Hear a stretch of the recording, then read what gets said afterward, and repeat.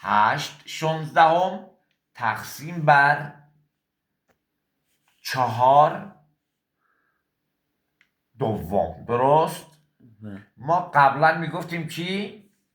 در تقسیم کسرا میگیم کسر اول رو مینویسیم ضرب در چی؟ معکوس کسر دوم میشه 8 دوتا 16 تا 16 4 تا میشه چقدر؟ 64 تا.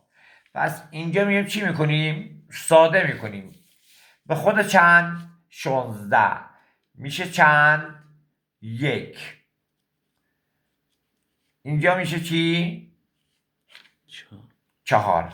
پس بنابراین شد چقدر؟ 1/4. درسته؟ تمام.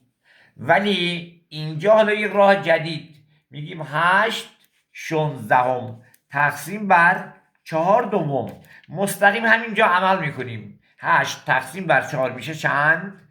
2. 16 تقسیم بر 2 میشه چند؟ 8. 2/8. به خود 2 1/4. پس بنابراین شد 1/4. همون جواب اولی رو ما به دست آوردیم با این راز